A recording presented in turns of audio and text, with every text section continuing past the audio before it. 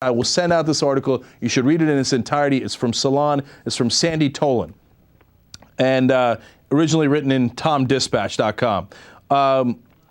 Since 1993, when we had the original Oslo Accords, you know what has happened to the number of settlements in the West Bank, Israeli settlements? It has tripled. There are now 300,000 settlers there. Somebody gave an analogy that I thought was apt. They said it's like the Palestinians and the Israelis are trying to figure out how to share some cookies. And the Israelis keep taking the cookies and eating them. Well, okay, but wait a minute. That's why the Palestinians say, stop the settlements. You're eating the cookies. You got to stop the settlements. And the Israelis go, yeah, we'll get to it in a second. Here, give me another cookie. Now, here's some other facts. There's a place in the current agreement called Area C, where the Jewish settlements can be there and they could use it, etc. And they are what are called restricted military areas for Palestinians. You want to know what percentage of the West Bank that is? 60%. 60% of the West Bank is restricted military areas. How do they live under these conditions? One of the kids in the story says he went to Italy. For the first time, he was like, I don't understand. Where are the walls? Where are all the security checkpoints?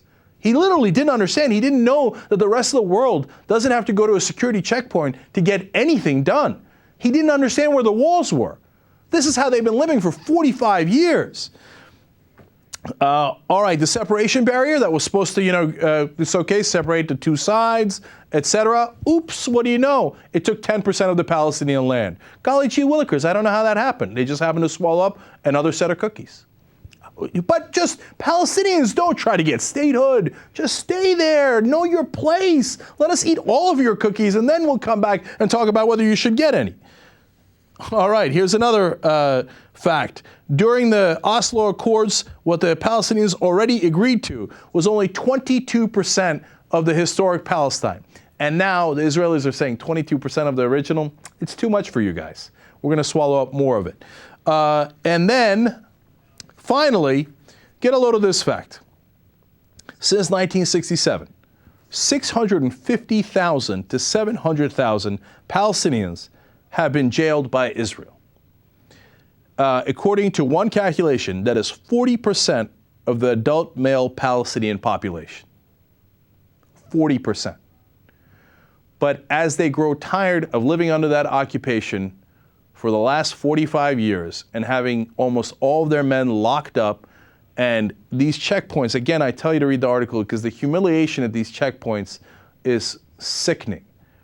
And they get embarrassed and humiliated over and over again. And when they say, finally, let us seek a diplomatic and peaceful solution, just like Israel did, to get statehood, what is the answer that the United States, the Western powers, and Israel gives them? Just wait a little longer, and then maybe we'll get to start talking to you again, and you'll give us more compromises, and maybe we'll agree to them, but probably not. So should the Palestinians seek statehood and not wait around anymore? Absolutely.